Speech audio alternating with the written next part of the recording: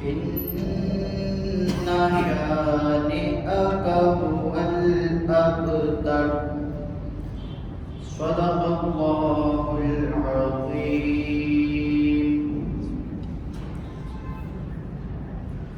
مولاي صل وسلم دائما أبدا على حبيبك خير الخلق كلهم محمد سيد القونين والثقلين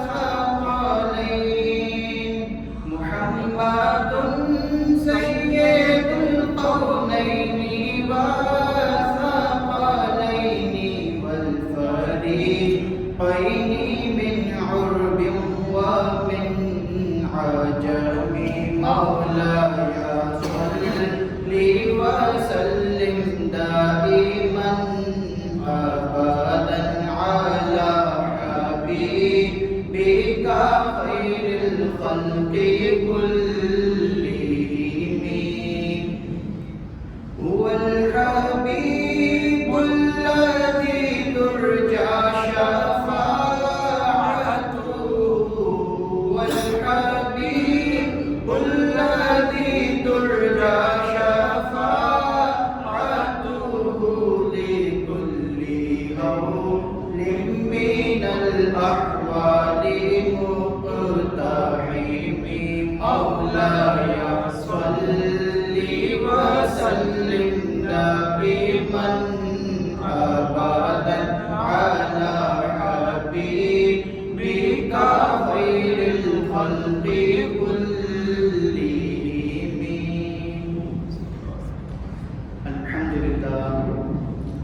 الحمد لله الذي وكفى وسلام على عباده الذين اصطفى وعلى آلك وأصحابك أجمعين.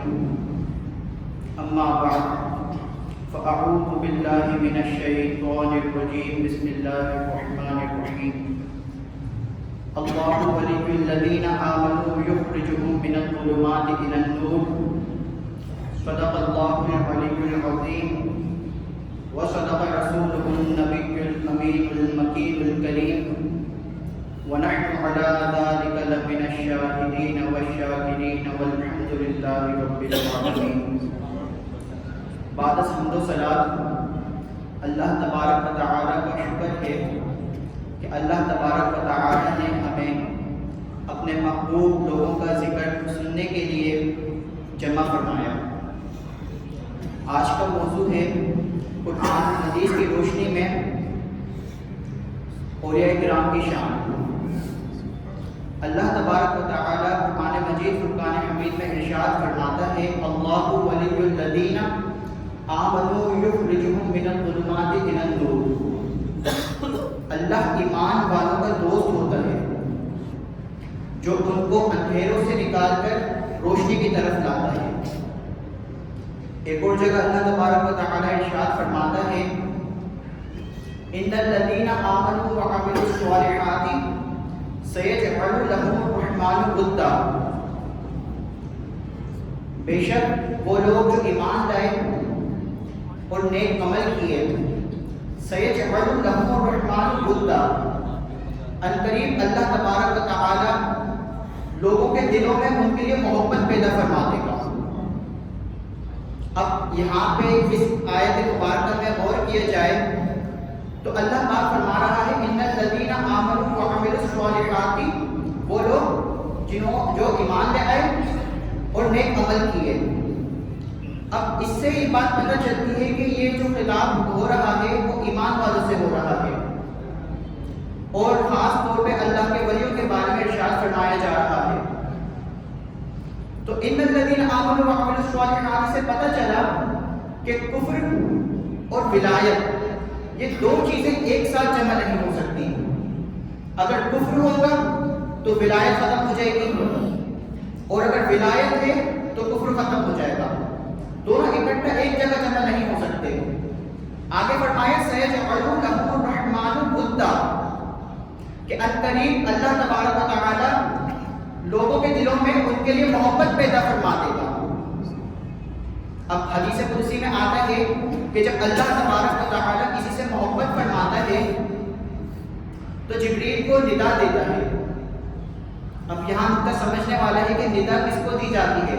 اللہ تبارک و تعالیٰ تو مالک کائنات ہے، ارشاد فرما دیتا ہے اے جبریل، حکم فرما دیتا، بات ہو جاتی۔ اللہ تبارک و تعالیٰ تو قادر مطلق ہے، لیکن اس سے پتہ چلا کہ جب کوئی راز کی بات کی جاتی ہے تو بلایا جاتا ہے، تو پتہ چلا اللہ تبارک و تعالیٰ جبریل امین کو بلا کر کوئی راز کی بات کہنا چاہتے ہیں۔ اللہ پاک ارشاد فرماتا ہے کہ اے جبریل، میں فلاں بندے سے محبت کرتا ہوں تو تو بھی اس سے محبت کر۔ جب جبریل امین یہ سنتے ہیں پھر آسمانی مخلوق کو ندا دیتے ہیں اور کہتے ہیں کہ اے آسمانی مخلوق، اللہ تبارک و تعالیٰ اس فلاں بندے سے محبت کرتا ہے، لہٰذا تم سب بھی اس بندے سے محبت کرو۔ اب آپ دیکھیے یہ محبتوں کا ذکر آسمانوں میں چل رہا ہے، اور کس کا چل رہا ہے؟ اللہ کے ولیوں کا جو ابھی زمین پر موجود ہیں۔ ابھی یہ محبت زمین پر اتری نہیں ہے کہ آسمانوں پہ اس کے ذکر چل رہے ہیں۔ اللہ تبارک و تعالیٰ نے آسمانوں میں اپنے ملائکہ سے فرمایا، جب جبریل محبت کرنے لگ جاتے ہیں پھر آسمان کی مخلوق محبت کرنے لگ جاتی ہے، پھر اس محبت کو زمین پہ اتار دیا جاتا ہے کہ اللہ تبارک و تعالیٰ غوث اعظم سے محبت کرتا ہے، اللہ تبارک و تعالیٰ خواجہ اجمیری سے محبت کرتا ہے، اللہ تبارک و تعالیٰ لاہور والے داتا علی اجمیری سے محبت کرتا ہے۔ ابھی ان کے محبت کے تصویریں آسمان پہ چل رہے ہوتے ہیں کہ وقت آتا ہے کہ ان کی محبت کو زمین پہ اتار دیا جاتا ہے کہ اللہ تبارک و تعالیٰ ان کی محبت کو زمین پہ اتار کر اپنے بندوں کے دلوں میں پیدا فرما دیتا ہے، پھر لوگ بھی اس سے محبت کرنا شروع کر دیتے ہیں۔ اب آپ دیکھتے ہیں کہ آج خواجہ غریب نواز کا عرس قریب ہے، ایام چل رہے ہیں، تو کافی 800 سال کا عرصہ گزر جانے کے بعد بھی اللہ نے اپنے ولیوں کی محبت لوگوں کے دلوں میں زندہ کی ہوئی ہے کہ آج بھی لوگ کسی کو بھولتے نہیں ہیں۔ اپنے ولیوں کو اللہ تبارک و تعالیٰ جانتا ہے کہ کیسے یاد رکھوایا جاتا ہے۔ پھر ایک اور جگہ اللہ تبارک و تعالیٰ قرآن مجید فرقان حمید میں ارشاد فرماتا ہے الا ان اولیاء اللہ لا خوف علیہم ولا هم يحزنون، خبردار سن لو، بے شک اللہ کے ولیوں کو نہ کوئی خوف ہے اور نہ کوئی غم۔ اب دیکھیں بات ہو رہی ہے اولیاء کرام کی، الا ان اولیاء اللہ لا خوف، کہ نہیں ہے کوئی خوف انہیں۔ اب دیکھیے غور کریے، خوف جو ہوتا ہے وہ مستقبل کا ہوتا ہے، تو مستقبل میں جو بھی روز قیامت کے معاملات ہوں گے اللہ کے ولیوں کو ان کا خوف نہیں ہے۔ کیوں؟ کیونکہ ان کے لیے تو نور کے ممبر سجائے جائیں گے جس پہ وہ جلوہ افروز ہوں گے۔ پھر آگے فرمایا لا خوف علیہم ولا هم يحزنون، کہ نہ وہ غمگین ہوں گے۔ اب غم کس چیز کا ہوتا ہے؟ غم ہوتا ہے ماضی کا، ماضی قریب کا یا ماضی بعید کا یا حال کا۔ تو اس سے پتہ چلا کہ اولیاء کرام کو ماضی کا اور حال کا بھی کوئی غم نہیں ہے۔ الا ان اولیاء اللہ لا خوف علیہم ولا هم يحزنون، اور پھر ان کی شان آگے بیان کی، یہ کون ہوں گے؟ نشانیاں بتائیں، الذین آمنوا وکانوا یتقون، یہ وہ لوگ ہوں گے جو ایمان لائے اور پرہیزگاری کرتے تھے۔ اس کے بعد حدیث قدسی میں آتا ہے، حدیث قدسی یعنی جو اللہ تبارک و تعالیٰ ارشاد فرماتا ہے کہ من عاد لی ولیا فقد آذنتہ بالحرب، میرے کسی ولی کو جو کوئی تکلیف دیتا ہے، یہ نقطہ سننے والا ہے کہ اللہ تبارک و تعالیٰ کے ولی کو جو کوئی تکلیف دیتا ہے اللہ تبارک و تعالیٰ اس کے خلاف اعلان جنگ کرتا ہے۔ اللہ اکبر۔ اللہ تبارک و تعالیٰ مالک کائنات جس کے بارے میں فرما رہا ہے وہ ولی ہے، اور جس کے خلاف اعلان جنگ کر رہا ہے اس کا کیا ہوگا؟ دنیا بھی تباہ اور آخرت بھی تباہ۔ اب جو ایک ادنا سے ولی کے بارے میں عداوت رکھے، بغض رکھے، تو اللہ اس سے اعلان جنگ کرتا ہے، اور جو اولیاء کے سردار سے بغض رکھے گا اس کا عالم کیا ہوگا؟ اور اولیاء کرام کی شان یہ ہے کہ یہ جس بات پر قسم کھا لیں اللہ تبارک و تعالیٰ ان کی قسم کو پورا فرما دیتا ہے. اور یہ وہ لوگ ہیں کہ بات کرتے ہیں تو اللہ کی بات کرتے ہیں، بات سنتے ہیں تو اللہ کی بات سنتے ہیں، آنکھوں سے دیکھتے ہیں تو اللہ کی قدرت دیکھتے ہیں. یعنی ہر طریقے سے دیکھیں تو اللہ کا ولی اللہ تبارک و تعالیٰ اور اس کی رسول کی رضا میں گم رہتا ہے اور اسی میں اپنی زندگیاں گزار دیتے ہیں. یہ میں نے آپ کو بتایا کہ الا ان اولیاء اللہ لا خوف علیہم ولا هم یحزنون. اس کے بعد اولیاء کرام جب زمین پر ہوتے ہیں پھر ان کی محبت اللہ تبارک و تعالیٰ جب بندوں کے دلوں میں اتار دیتا ہے تو پھر اس مخلوق بھی اس کے بندوں سے محبت کرنے لگتی ہے. اس کے بعد دیکھتے ہیں کہ داتا علی حجویری، اب آپ اس کا ایکسپیرینس اس سے کر سکتے ہیں، تجربہ اس سے کر سکتے ہیں کہ داتا علی خواجہ اجمیری کو گزرے ہوئے پردہ وصال ظاہری فرمائے ہوئے 800 سال سے زیادہ کا عرصہ گزر چکا ہے، اور خواجہ اجمیری کس کے در پہ چلہ کاٹنے جا رہے ہیں؟ داتا علی حجویری کے. تو داتا علی حجویری کا مقام یہ ہے کہ اللہ تبارک و تعالیٰ نے لوگوں کے دلوں میں محبت پیدا فرما دی. اب آگے دیکھتے ہیں الا ان اولیاء اللہ لا خوف علیہم ولا هم یحزنون الذین آمنوا وکانوا یتقون، اور آگے ان کے نشانہ بھی بیان فرما دی. اب خواجہ اجمیری کو ہم دیکھتے ہیں کہ خواجہ اجمیری رضی اللہ تعالی عنہ جو سلطان ہند ہیں، شہنشاہ ولایت ہیں، سلطان العارفین ہیں، وہ 14 رجب المرجب کو 537 ہجری میں اس دنیا میں تشریف لاتے ہیں. آپ نجیب الطرفین ہیں، یعنی والدہ کی طرف سے بھی اور والد کی طرف سے بھی، دونوں طرف سے سید زادے ہیں. والد کی طرف سے حسینی سید ہیں اور والدہ کی طرف سے حسنی سید ہیں. اسے ہم بولتے ہیں نجیب الطرفین کہ دونوں طرف سے سید ہیں. جب آپ کی عمر 15 سال تک ہوتی ہے تو والد کا سایہ سر سے اٹھ جاتا ہے. پھر جب 2 سال مزید گزرتے ہیں تو والدہ کا سایہ اٹھ جاتا ہے. تو ترکے میں جو چیز آتی ہے وہ ایک باغ ہوتا ہے اور دوسرا ایک پنچکتی. ایک مرتبہ باغ میں اپنے موجود ہوتے ہیں کہ حضرت ابراہیم قندوزی رحمۃ اللہ تعالی علیہ تشریف لاتے ہیں اور نکاح ولایت میں وہ تاثیر دیکھی، بدلتی ہزاروں کی تقدیر دیکھی. پتہ چلتا ہے کہ یہ جوان مادرزاد ولی ہے. حضرت ابراہیم قندوزی رحمۃ اللہ تعالی علیہ کی نکاح سے پتہ چلتا ہے کہ یہ جوان مادرزاد ولی ہے. تو آپ رضی اللہ تعالی عنہ کے اندر توحید کا جوش چڑھتا ہے. آپ وہ باغ بیچتے ہیں اور علم دین کے لیے نکل جاتے ہیں. اب دیکھیے گا علم دین کے لیے کہاں کہاں جاتے ہیں. کبھی سمرقند جا رہے ہیں، بخارا جا رہے ہیں اور پھر اپنے علم دین میں مشغول ہو جاتے ہیں. علم دین میں وہ صرف و نحو پڑھتے ہیں، اصول فقہ، اصول حدیث، اصول تفسیر، یعنی کل علوم دینیہ شریعہ کو حاصل کرتے ہیں. جب تکمیل ہو جاتی ہے اور اتنا علم حاصل کرتے ہیں کہ ایک وقت آتا ہے کہ 3 سال تک مدینے کے اندر محدث ہوتے ہیں. اب آپ دیکھیے کہ محدث اس وقت مدینے کے اندر کتنی بڑی بات ہے کہ جب بیان کرتے ہوں گے تو محفل میں کتنے لوگ بیٹھے ہوں گے کہ آئمہ موجود ہیں، خود محدث موجود ہیں، اس وقت کے ولی موجود ہیں. جب یہ تمام چیزیں ہوتی ہیں تو پہلے پتہ چلا کہ خواجہ صاحب اجمیری بعد میں تھے، پہلے محدث مدینہ تھے.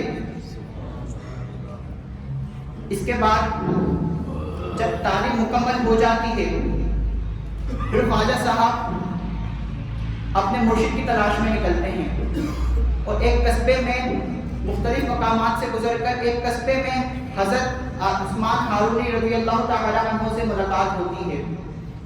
آپ انہیں حکم دیتے ہیں کہ آپ 2 رکعت نماز پڑھیے اور کچھ حکم دیتے ہیں، وہ تکمیل کرتے ہیں، اس کے بعد حاضر ہوتے ہیں. پھر 2.5 سال تک آپ کی صحبت اختیار کرتے ہیں.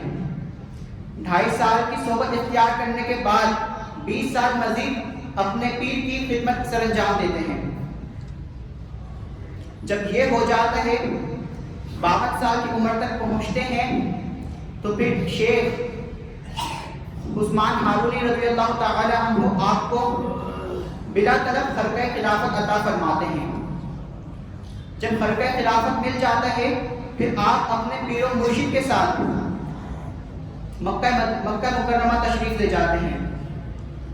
وہاں پر جا کر آپ اللہ تبارک و تعالی سے دعا کرتے ہیں کہ یا اللہ معین الدین کو قبول فرما۔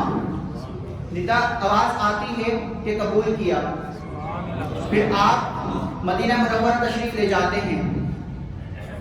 مدینہ منورہ میں آپ کو حکم ہوتا ہے آپ کے شیخ کی طرف سے کہ سلام عرض کرو۔ آپ سلام کرتے ہیں تو روزے کی جالیوں سے آواز آتی ہے وعلیکم السلام یا قطب المشائخ۔ تو اس سے پتہ چلتا ہے کہ اللہ تبارک و تعالی کے نبی صلی اللہ علیہ وسلم کی بارگاہ سے آپ کو ولایت ہند ملی تھی۔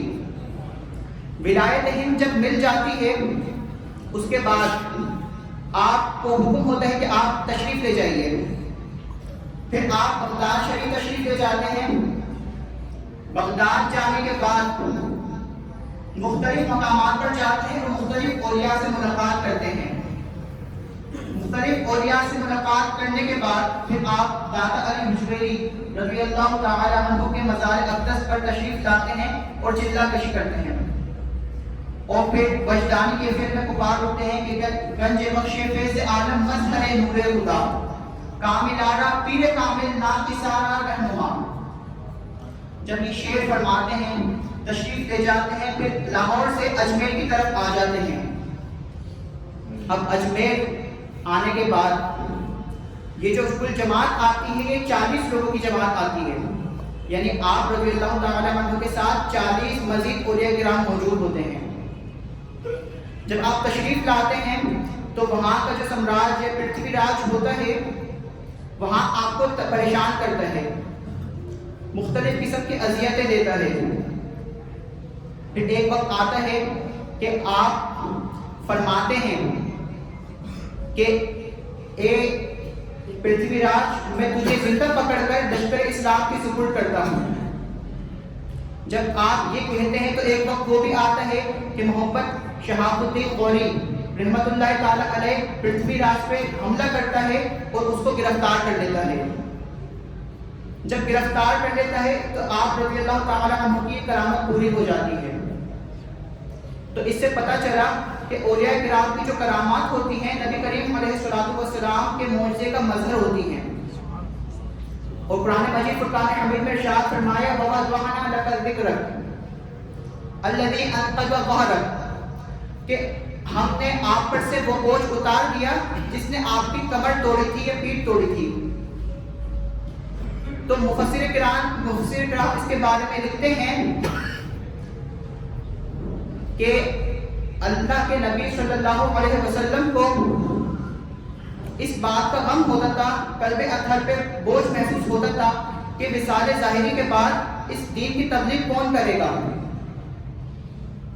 جب پھر اللہ تبارک و تعالیٰ نے ارشاد فرمایا کہ ہم آپ کو اتنا عطا فرمائیں گے کہ آپ راضی ہو جائیں گے، تو پتہ چلا کہ نبوت کا دروازہ تو ختم بند ہو چکا ہے۔